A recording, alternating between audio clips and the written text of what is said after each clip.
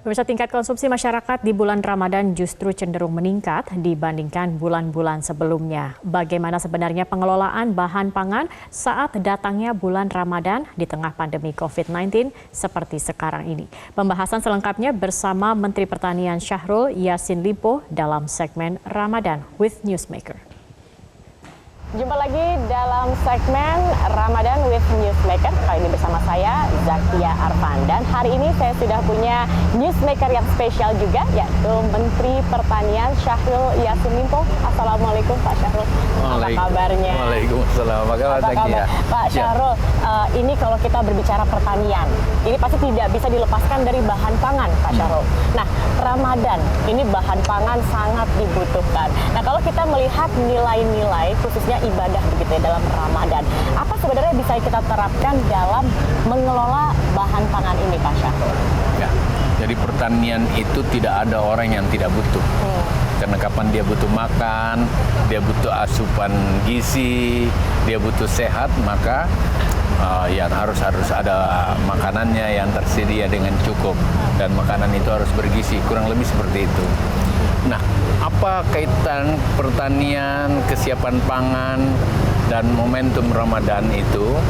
Adalah Ramadan, kita kan umat Islam terbesar, itu peak season, peak di mana semua orang terkonsentrasi beribadah sekaligus bersilaturahmi. Ramadan itu kan salah satu yang paling substansi bagi orang Islam adalah pengendalian diri, kemudian biasa bersolidaritas, ya, tidak boleh egois. Oleh karena itu, tentu saja dari perjalanan itu di sana adalah kiar icadah, saling peduli satu dengan lain. Kita mampu menahan diri, kemudian tentu saja berhemat sesuai dengan kepentingan yang ada, tidak boleh boros-boros dan lain-lain, dan itu ajaran Islam semua. Gitu ya. Baik, Pak, tapi yang menarik begini, kan kalau kita biasanya makan sehari 3 kali, tapi kalau Ramadan jadi 2 kali nih, sahur dan buka puasa. Tapi yang menariknya, konsumsi bahan pangan itu justru meningkat pada saat bulan Ramadan. Coba, ini Pak Syahrul sebagai Menteri Pertanian bisa nggak gambarkan kenapa Pak bisa begitu, Pak? Nah, gini. Orang terkonsentrasi dan pada posisi-posisi tertentu, momen buka puasa itu dinanti bersama-sama, dan mereka biasanya menyiapkan lebih dari apa yang sebenarnya menjadi kebutuhan. Ada makanan yang mubazir kadang-kadang.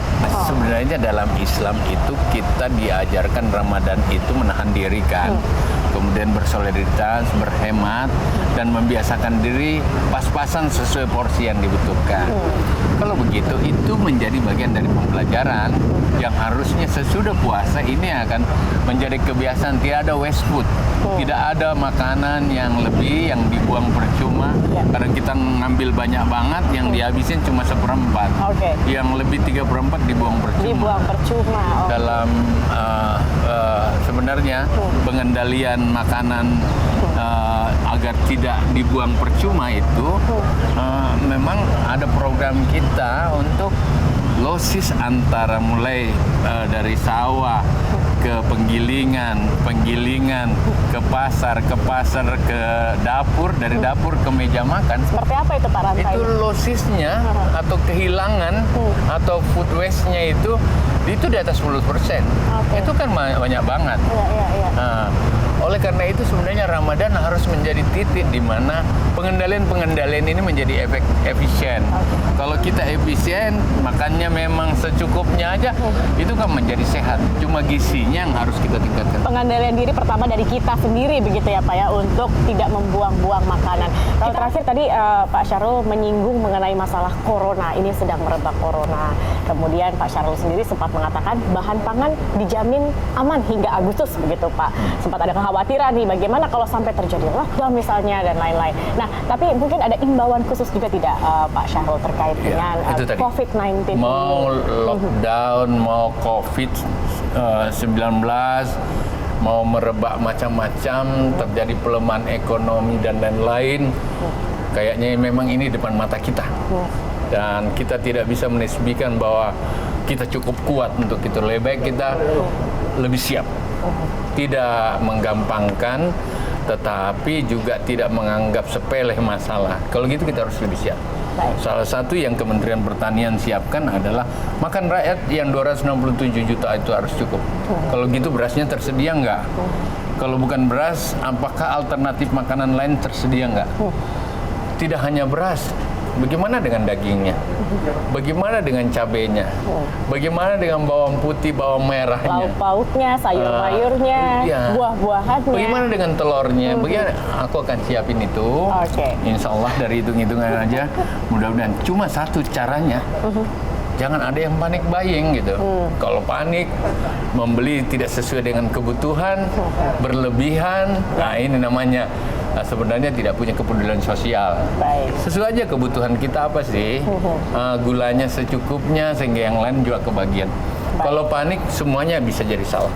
Kamu cari apa dalam hidup?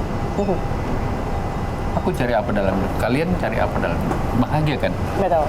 Bahagia tidak ada dari harta yang banyak, mobil yang indah. Bahagia ada kalau kita bisa makan dengan tenang dengan keluarga, bisa salat rame-rame Bisa dengan sehat, tetangga, gitu ya, care everyone gitu ya. Bisa tawa-tawa TV gitu. Nah, itu bahagia kan? Ya. Kalau begitu, Ramadan itu adalah sarana untuk menghadirkan kebahagiaan, bahkan dunia akhirat janjinya. Baik. Selamat Ramadan lah. Baik, terima kasih dan sekali terima kasih Pak Syahrul. Dan pemirsa, kami masih akan kembali tentunya dengan newsmaker lainnya di episode-episode berikutnya. Sampai jumpa.